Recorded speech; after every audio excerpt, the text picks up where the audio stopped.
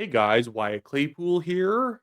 Example number 347 of how public sector unions are effectively just NDP front groups. We have the Alberta teachers strike. I am so happy to see Alberta Premier Danielle Smith and her UCP government holding their ground on this issue because the Alberta Teachers Association is effectively trying to hold Alberta families hostage in order to get everything they want. Actually, scratch that. The province already gave them everything they want, but because it's an Alberta NDP front group, that still was not good enough, and they're going to strike anyways. But the UCP is actually girding themselves up in order so that this strike only ends up destroying the union's reputation because they actually did pretty much everything possible to make the ATA happy, but the ATA did not enter the conversation wanting to be happy. They entered the conversation trying to destroy Danielle Smith and her approval rating. So let's go over this step by step. We're not going to go over it in a fulsome manner. There are things I'm going to skip over, but I kind of want to talk about generally how this happened. I'm going to play a lot of clips from some press conferences with the UCP. And then we will also be talking about Alberta NDP leader Naheed Nenchi's just vacuous video he put up about this. And then we also might talk about a TikTok influencer on the left trying to spin a very fringe aspect of the Alberta education system as being, evidence that Danielle Smith hates teachers or something like that, or doesn't like fairness in education. But before we get into it, guys, I just want to remind you, if you like the show, make sure to leave a like on this video, subscribe if you're not yet a subscriber, and leave a comment on what you think about all this. Maybe you do support the teachers, although I think as we get into the issue more, you'll kind of realize why a lot of people absolutely do not support them. But also, before we get into it, if you live in the city of Calgary, Alberta, please get yourself a Sonia Sharp for mayor sign. She is the most conservative mayoral candidate who has a very good chance of winning. So I will have a link in the description below, as well as a link pinned at the top of the comments of this video for you guys to get a lawn sign. So let's start off with the Alberta Teachers Association vote. I'm just using this person's posting of it. Raymond Bilodeau says Alberta Teacher Association website, and this is the voting that had gone on for whether or not teachers. It says teachers voted on a new memorandum of agreement between September 27th and 29th, and reject the MOA, which is the proposal that the province was making. That got 38,113 votes, 89.5%. Those who accepted the new MOA was 4,479, only 10.5%, abstained 770. I would wonder if this is actually all the teachers in the province or this is just those who actually bothered voting, because I assume you actually had to basically vote that you were abstaining, but it's not that you didn't vote, you just voted that you abstained.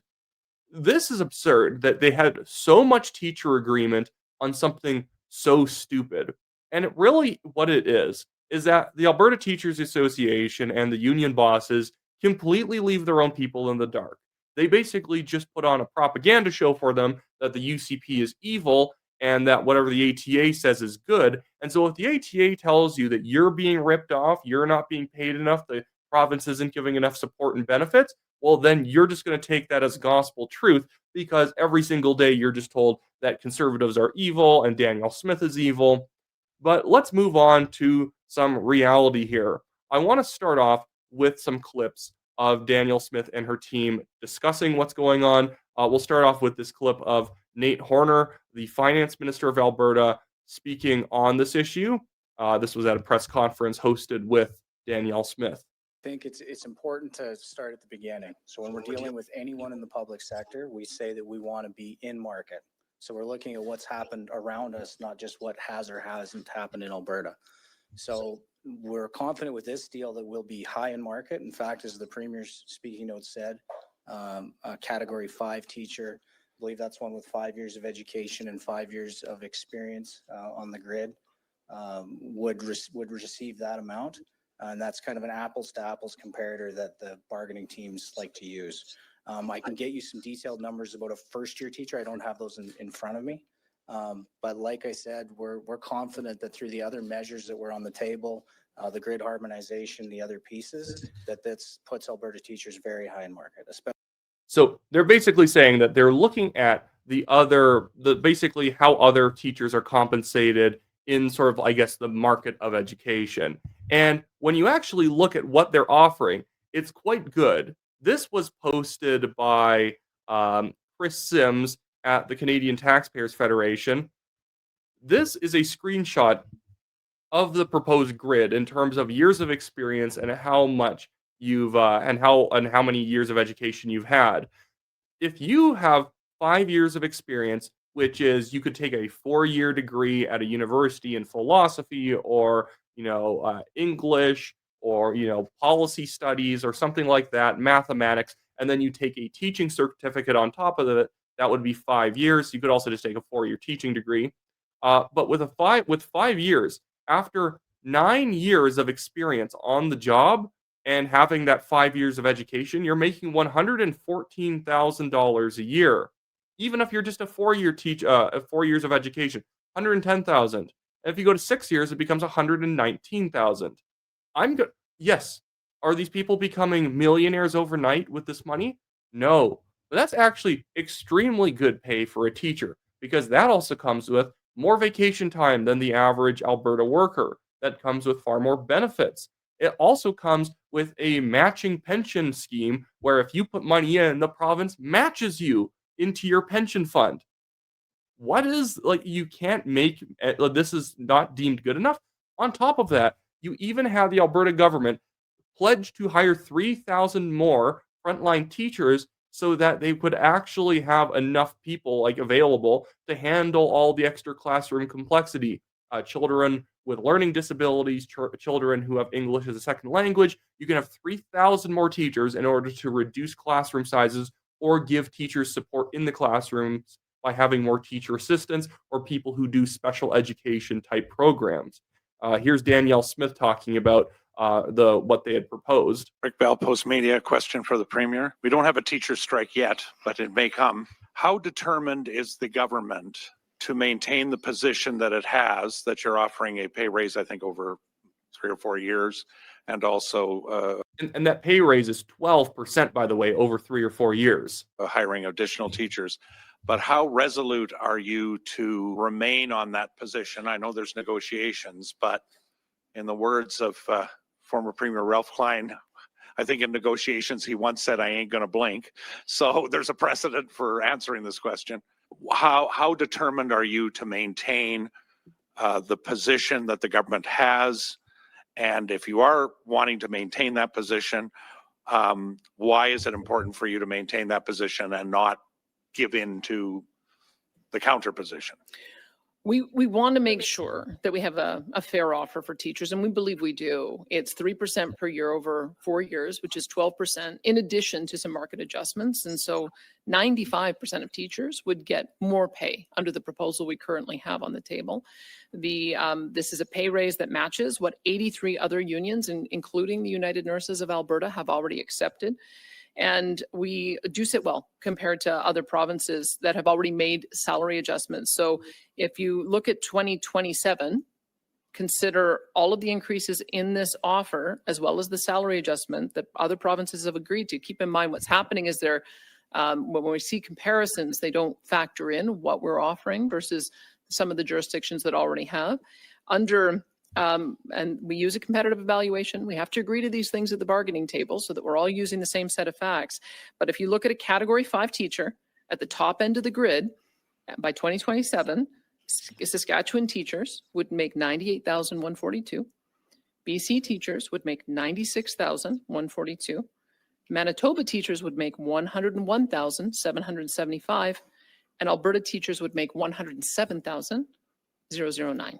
So when we're looking at any... And by the way, even those previous provincial numbers from even British Columbia at the lowest, at $96,000 a year, when you actually take into account benefits and other things that teachers are getting, and it's not, let's be clear too, there's not really all that many jobs in this world that are easy jobs. So no one's saying, are you saying my job's easy, blah, blah, blah. No, nobody's job's exactly easy. But the thing is, for considering that it's a fairly common job, it's a very good pay for that job, and you get a lot of career stability.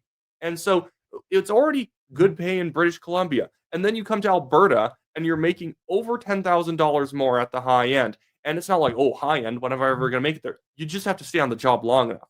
It's not like maybe we'll consider you for a promotion. No, you automatically get promoted every year into the higher salary. But whatever, I'll let her finish here. The idea that this was rejected with all the extra teachers promised to add to the system and the new schools they're building is stupid. It's just the ATA. It's simply, let's go back to it. The ATA is a union front group. Requests for pay increases higher than those numbers.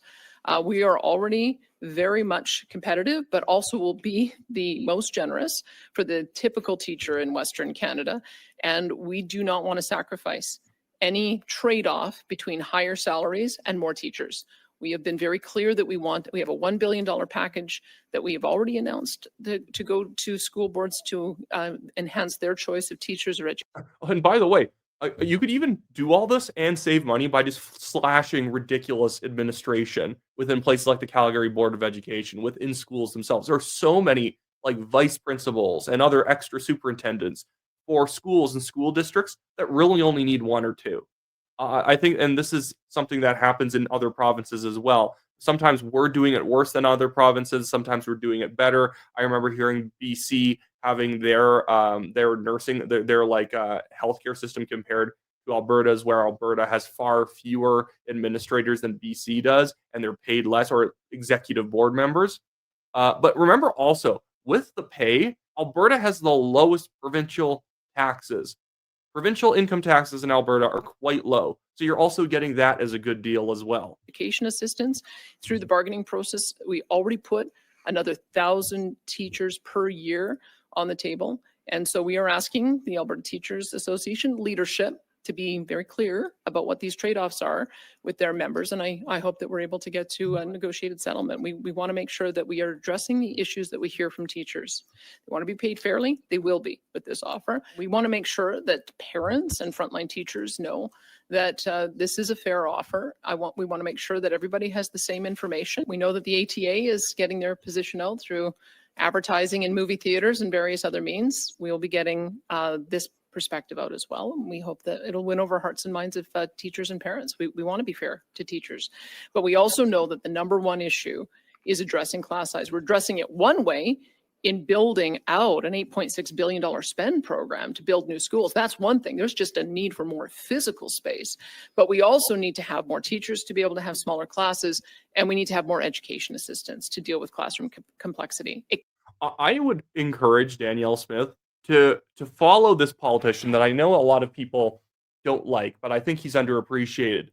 Put on a teachers' town hall and do it like the former New Jersey governor, Chris Christie. Let them come up to the microphone and tell you how bad of a person you are and how bad you're ripping them off, and then take them through everything they're getting, everything their union rejected, and why their union rejected it. Because in fact, this is politics. It has nothing to do with actually getting a fair deal. But here is an aspect of this that I'm really liking from the strategy of the when it comes to the strategy. Or I'll first jump over to Nate Horder's response to the Alberta teachers actually like ripping up the deal and saying they're not going to go for it. And then I want to get over to what the province is doing in order to defend themselves against the propaganda of the ATA. Nate Horder says, I am disappointed that Alberta teachers have voted to reject the tentative agreement for a new 4-year central agreement. This is the second time teachers have rejected a potential settlement that provided what their union said teachers wanted in response to growing classroom complexity. The ATA's rejected deal would have provided them tremendous investments in classroom supports to help alleviate population growth and classroom complexity pressures, with the hiring of 3,000 new teachers and over 1,500 new educational assistants in public, separate, and francophone classrooms. This would have been in addition to the hiring required to replace retiring and departing teachers. Quote, the deal also would have provided the general wage increase of 12% over a 4-year term, as well as a wage grid unification, which would have provided more than 95% of teachers even larger wage increases up to 17% These adjustments would have resulted in greater salary increases for newer teachers to help address recruitment and retention issues. Increases in northern incentives and substitute teacher pay would also have been secured through the New Deal. Alberta teachers would have been receiving the highest pay in Western Canada after taxes. With over 50,000 new students added to our education system in the last 2 years, these investments were needed now more than ever. It is now up to the union to determine its next steps. And we can pretty much just skip the rest of it there. But this has been ultra reasonable. If anything, I actually think the province of Alberta probably offered too much. That this is actually quite a bit to be giving them, and it could be bad for balancing budgets in the future. But they've also, it's smart politics because they offered them pretty much everything they wanted, knowing that they would not take it because they entered the room saying they wouldn't take it. I need to now jump down. I think I have this saved.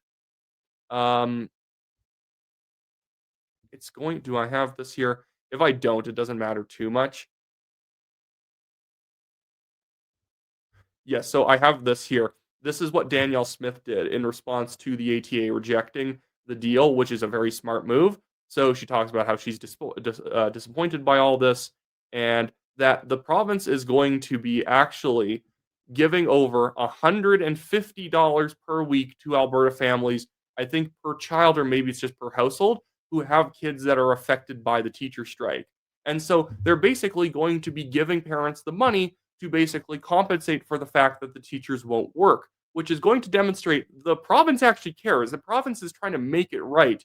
And the ATA there is stomping their feet, gaslighting their own teacher members, and telling their people not to go to work, hurting the educations of thousands and thousands of Alberta students. But now let's jump over to Naheed Nenshi. We need to hear from the other side, guys. And apparently this is all very bad and cruel and mean. Here is the new video that Naheed Nenshi just cut. Oh my goodness, who could guess why this guy's not doing very well in the polls? Also, what is he wearing? Is he wearing like a suede shirt? He's wearing like a suede polo, and then he's also wearing like some like burgundy jacket. Very taking fashion chances out there. This is the government's fault. Premier Smith, do the right thing and fix this now. We've just learned that the teachers have overwhelmingly rejected the government's latest offer, the same offer that they rejected in the spring. What did the government think was going to happen? Oh, yeah. What did they think was going to happen? Did they think that the ATA union bosses were going to become reasonable adults? Like, they're just citing the fact it was rejected. It doesn't. This is such a stupid play by Nenshi. It's like you're basically saying the teachers were being obstinate. The ATA was being obstinate. You knew they were going to be obstinate. It's like, well, what was she supposed to do? Offer a 50% increase in wages? It didn't have to come to this. The UCP had months to put an offer on the table that respected our teachers and would actually address the conditions in our classroom right now. I'm a mom, Naheed. I know. And I am well aware that the UCP continues to choose to fund our kids' education at the lowest level in the country. What does that tell you about their priorities? Well, sorry. Okay. I'm going to make fun of her in just a second here. I'm sorry. I have to make fun of her in a second. But I hate this stupid talking point. We are funded at the lowest level in the country. Okay. Even though Alberta does have administrative bloat in our education system, as does all other provinces, we still somehow, despite spending the lowest amount per child, which also just makes sense because we have the youngest population, so naturally you have way more students, and certain things like brick and mortar schools, it's not like the school goes up in price the more students that are in it. You actually do end up saving money the more students the more students that you're teaching. You end up having sort of, that bulk purchasing kind of savings. But we still have the best quality education system too. But now I'm going to move into making fun of this lady. What's her name? I don't care. What's with this wine mom way of talking? What did she think was going to happen? I have kids. Well, they put up the deal in the spring, and then they put it in the fall, and it was rejected. What did they think was going to happen? Do second takes, guys. This thing is already edited to like China and back. and they couldn't get her to do a take that doesn't sound like she's falling asleep. It means chaos and cuts and cruelty, and it means all of our lives, especially the lives of parents. It means cuts, guys. Increasing spending means cuts. Giving parents $150 to compensate them for the ATA's tantrum, that means cuts. Hiring 3,000 more teachers so that the per capita amount of teachers goes up even when retirements are taken into account. That's cuts, guys. Parents and kids are about to go wacky. And it's going to be so hard and so stressful over the next few weeks, and especially if you have to keep your kids at home and go through all those problems with your job, with your life, with childcare. I want you to remember something. This was entirely preventable. And it's not the teacher's fault. They still haven't actually given us anything. It's a 1.5-minute video. You can put it out, you can pack in a lot of facts into a 1.5-minute video. He just keeps sitting there like, guys, at the end of the day, what you need to know is this was entirely preventable. And it was Danielle Smith's fault. It was not the teacher's fault. And then Wine Lady comes in from the side and be like, oh, it's Danielle Smith's fault. What? Who? Like, again, the camera works beautiful. Whoever filmed this, get this man a raise. Get this woman a raise. It's really well done. And then they just basically keep saying the same thing and like pointing at the camera, staring down the barrel of the camera, or in Nenchi's case, looking cross-eyed at the barrel of the camera, just saying that it's Smith's fault, it's the government's fault. They put up the same deal that was rejected, even though it's wholly fair, and it's their fault for that reason. Like, it's so okay. I can't say it's so stupid anymore, or else I'm just going to keep repeating myself. Not the education assistant's fault. It's not your fault as parents, and it's certainly not students' fault. This is the government's fault. They don't care about public education. They don't care about teachers. They don't care about parents. They care only about themselves. But it's not too late. Premier Smith, do the right thing and fix this now. Oh wow, guys, better together. Alberta's new Democratic caucus. Wow, that really spoke to me. Guys, I'm gonna have to vote NDP now. They stared at the camera. They said it wasn't teachers' faults. They said it was Danielle Smith's fault. Guys, Naheed Nenshi, he said that this was wacky, and then he did this a lot, like kind of like falling asleep. I'm sold. I'm NDP now. Oh my goodness, these people are absurd. Anyways, so I hope that the Alberta government does not give in on this at all. If the ATA wants to cancel half the year, well, then that's their fault. And I think at some point, the Alberta government should just start firing any teachers who won't come back to the classroom themselves if this keeps going on for months. Because at the end of the day, the priority of the education system is not to make the ATA happy, it's to get children educated. And I don't think that anything in this deal is unfair. If someone tries to come at me with like, oh, well, no, it's not really addressing, shut up. You don't know what you're talking about. You just don't. Oh, it's not perfect. Oh, wow, life's not perfect. Oh my goodness, someone called the president. Life's not perfect. Anyways, that should be it for me today, guys. Hopefully you didn't mind this video. I couldn't make a video earlier. I was like really lightheaded and dehydrated all of yesterday, and so I had to wait until much later tonight. But with that being said, remember, if you're in Calgary, get yourself a Sonia Sharp for Mayor sign, put it on your front lawn. The science of lawn signs are that if you put up a lawn sign, it doesn't like convert people to voting the way you're voting, but it makes that person on the edge of voting be like, well, Bill's voting for them, so, probably good bet. And then you usually get another person to turn out who may have not otherwise turned out. But anyways, with that all being said, I will see you guys later.